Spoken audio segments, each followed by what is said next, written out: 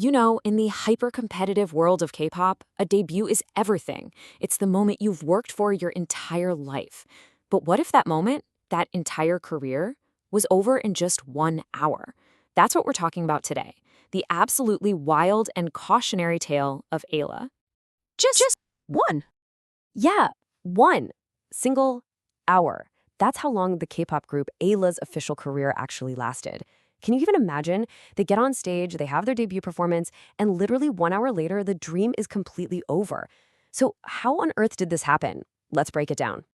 Okay, so to really get how insane the collapse was, you first have to understand the promise, right? The dream. Like so many trainees, the members of Ayla had poured years of their lives into getting ready for their 2013 debut. So let's meet the members. You had Rahi, Sion, Yena, and Kelly. They were signed to a place called Hyundai Company, and they'd already spent a whole year building up a following as a cover group. So this debut, this was supposed to be their big break. Even their name, Ayla, carried all of that hope and ambition. It's a Turkish word, and it means the moon, that symbol of light shining in the darkness. And this ambition was right there in their motto. They said, "We are 4 moons, and together we'll form one full moon to light up the darkness." You can just feel the optimism. They saw themselves as this unified force, totally ready to make their mark. But that light was just extinguished almost immediately. The dream completely flipped into an absolute nightmare, and it was orchestrated by the very person who was supposed to be guiding them to stardom. This timeline just shows how incredibly fast it all fell apart. I mean, it's staggering. After a year of preparation, they debut. Just 1 hour later, they're disbanded.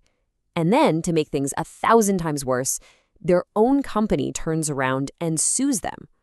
The whole sequence is just crazy. And the reason they were given for this career-ending decision? The CEO told them their very first music show performance was, and I quote, unsatisfactory.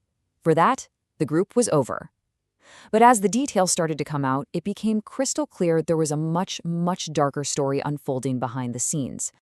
Yeah, the members later revealed that while they were chasing this big dream, their agency wasn't even giving them the basics. Their dorm had frequent water leaks and power outages. The rice the agency gave them to eat sometimes had mold in it. It was a situation where their basic human rights just weren't being protected at all. And the Korean press totally saw through it. They basically said that this whole unsatisfactory performance thing was just a flimsy excuse. One outlet concluded that the CEO likely never intended to support the group in the first place, which makes the whole thing seem cruel and premeditated. So the group was gone, but their nightmare was far from over. Their fight just for freedom would lead them into this completely surreal legal battle against their own company. After everything they had been through, the members made a pretty simple request: terminate our contracts. The CEO's response? It's unthinkable. He sued the very group he had just disbanded. Thankfully, when this case actually went to court, justice prevailed. The court sided entirely with the members of Ayla, and they were finally granted their freedom. And here's the real kicker. It was only after winning this lawsuit that the members finally got paid for all of their activities. Not just for their 1 hour debut, but for the entire year they spent working as a cover group. They had to sue for their freedom and to get the wages they were owed.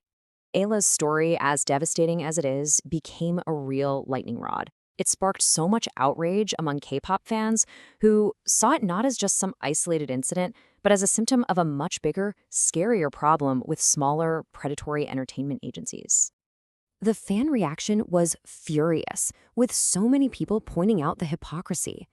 As one commenter put it, how could an agency that was giving its artists moldy rice and leaky dorms dare to blame them for an unsatisfactory performance? The injustice was just staggering.